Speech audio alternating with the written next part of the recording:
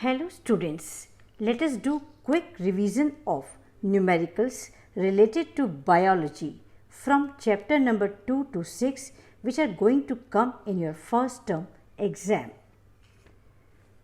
Question number 1. A flower of tomato plant following the process of sexual reproduction produces 240 viable seeds. Now you have to calculate the following. A. What is the minimum numbers of pollen grains that must have been involved in the pollination of its pistil? As formation of one seed requires one pollen grain for fertilization. So, number of pollen grains involved will be 240. B. How many minimum numbers of ovules are required in this case? As for formation of one seed, one ovule is required. One ovule is converted to one seed after fertilization. So, total 240 ovules are required in this case. C part. How many megaspore mother cells are involved? 240 megaspore mother cells are involved, as one megaspore mother cell undergoes meiosis and form 4 megaspores, but out of 4, 3 megaspores degenerate and one form the female gametophyte or embryo sac. D part of the question. What is the minimum number of microspore mother cells are involved in upper case? 60 microspore mother cells are involved because when 60 microspore mother cells undergo meiosis, they will form 240 pollen grains which are required for the formation of 240 viable seeds. E part. How many male gametes were involved in this case? 480 male gametes were involved, as during double fertilization, one male gamete fuses with an egg cell and forms zygote, while second male gamete fuses with the two polar nuclei to form the endosperm. F part. Number of meiotic divisions required to produce 240 viable seeds. 300 meiotic divisions are required, where 240 are for the formation of female gametophyte from 240 megaspore mother cells and 60 for formation of 240 pollen grains from 60 microspore mother cell. Now, question number 2. This question is on the same pattern as we have already discussed. Do it in your notebook and you will get its answer in the answer key given at the end. This question has parts A to F. This is the part A and here are parts from B to F of question number 2. Attempt it in your notebook. Question number 3. A human liver cell has 46 chromosomes. Calculate the number of chromosomes in ovum, spermatogonia, secondary spermatocyte, in neuron cell, spermatids and primary oocyte. Liver cell is 2n, means it is diploid with chromosome number equal to 46. So, haploid or n number of chromosomes will be equal to 23. After getting the n number of chromosomes, now calculate. A. Ovum. It is haploid or n, so it has got 23 chromosomes. B. Spermatogonia. It is diploid or you can say it is 2n. So, the number of chromosomes in spermatogonia will be 46. C. Secondary spermatocyte. It is haploid, means it is n, so it has got 23 chromosomes.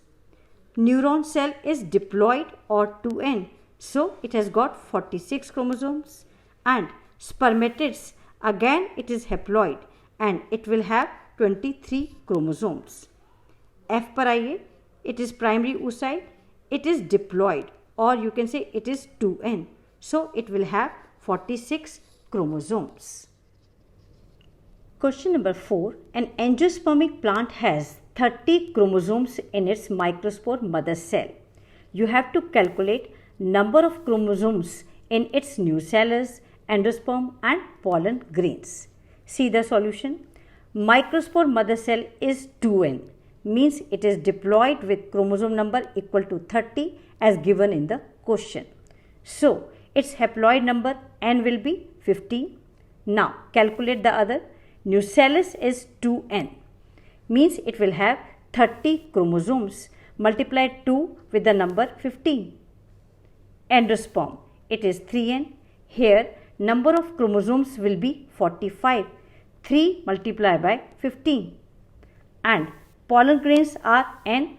So, number of chromosomes here will be 15 only. Come to question number 5. In an endosperm cell of an angiosperm, it contains 24 chromosomes. The number of chromosomes in each cell of the root will be, endosperm is triploid, 3n, which is equal to 24 chromosomes as given in the question. Its haploid number n will be 8.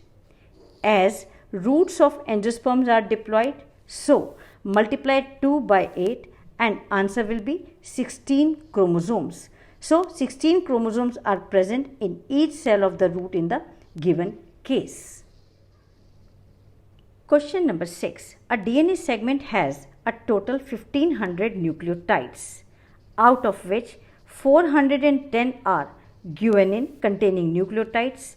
How many pyrimidine bases this segment possesses? Before doing this numerical, first note the important points. Purine bases are adenine and guanine, and pyrimidine bases are thymine and cytosine. Adenine always combines with thymine and cytosine always combines with guanine.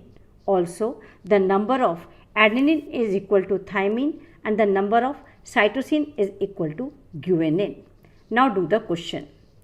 G given is 410, so C also will be 410 because C is equal to G. This is the step number 1. Come to step number 2. Add G and C. G plus C is equal to 410 plus 410, which comes out to be 820. Now in step 3, calculate A plus T. How can we calculate it? By subtracting 820 from total nucleotides 1500. The value of A plus T will be 680. In step 4, get the number of T by dividing 680 by 2, as A is equal to T. It will be 340. Now come to the final step. Add both pyrimidine bases C and T. C is 410 and T is 340, and their sum will be 750. So answer is 750 pyrimidine bases are present in the given DNA segment. Question number 7. A DNA segment has a total 1000 nucleotides, out of which 240 of them are adenine containing nucleotides. How many purine bases this DNA segment possesses? See the solution. Step number 1. As we know, A is equal to T. So, if A is 240, then T will also be equal to 240. Step 2. Now here add A and T. It is 240 plus 240. It comes out to be 480.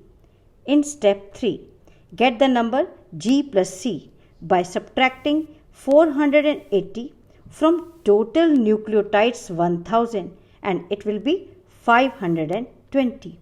Now in step 4, as G is equal to C, so the value of C is equal to 520 divided by 2, which is equal to 260.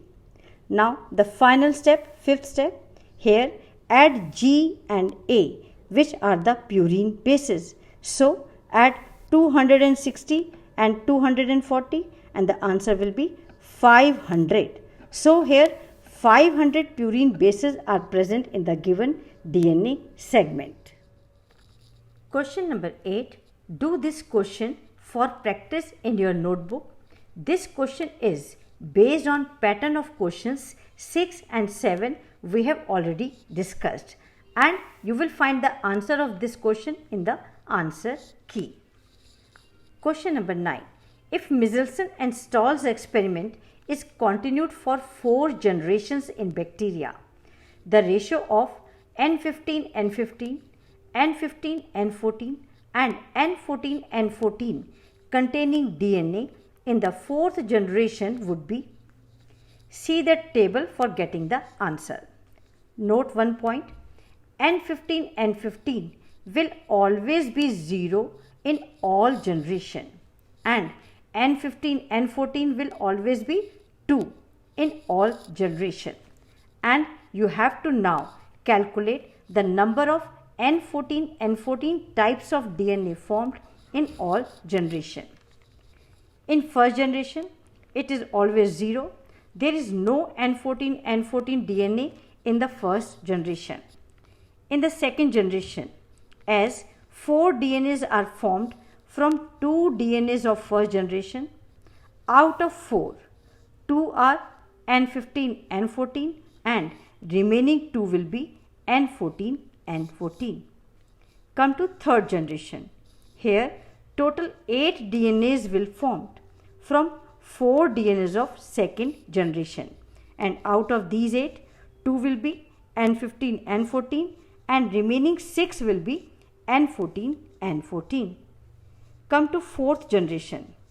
Total DNA formed will be 16 from 8 DNAs of third generation, and out of these 16, 2 are N15, N14 and remaining 14 will be N14, N14.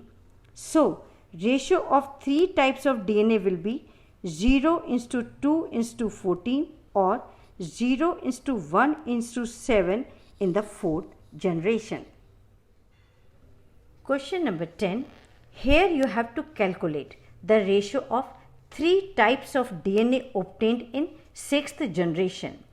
This you will do on the same pattern as we have already discussed in question number 9, and after calculating, check the answer from the answer key. Question number 11. What would happen if in a gene encoding a polypeptide of 50 amino acids, 25th codon UAU is mutated to UAA?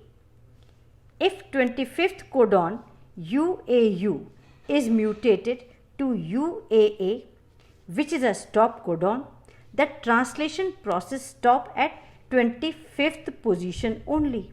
So, a polypeptide of 24 amino acids will be formed.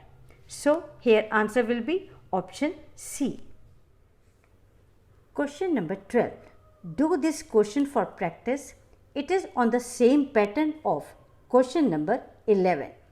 Now come to question number 13. If the length of E. coli DNA is 1.36 millimeter, can you calculate the number of base pairs in E. coli?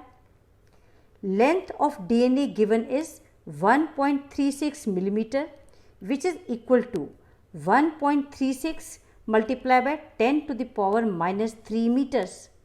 Here we have to use the formula. देखिए कौन सा formula use करना है? The formula is number of base pairs is equal to total length divided by length between two bases.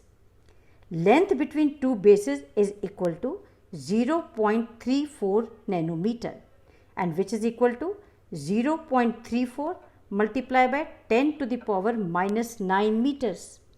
Now put these two values in the formula. Number of base pairs is equal to 1.36 multiplied by 10 to the power minus 3 divided by 0.34 multiplied by 10 to the power minus 9, which comes out to be 4.6 multiplied by 10 to the power 6 base pairs. Question number 14.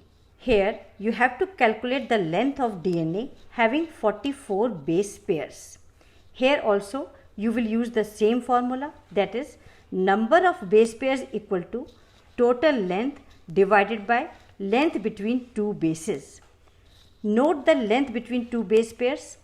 It is equal to 3.4 angstrom, or it is equal to 0.34 nanometer, or it is equal to 0.34 multiplied by 10 to the power minus 9 meter.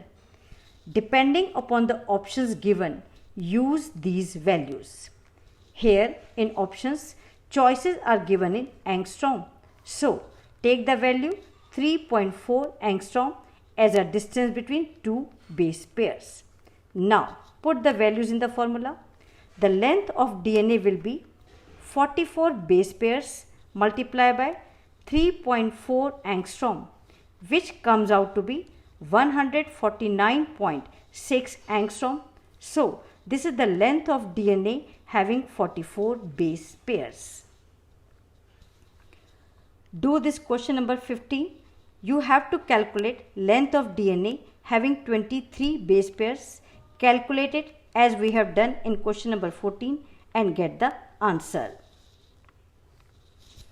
This is the answer key of question number 2, 8, 10, 12 and 15.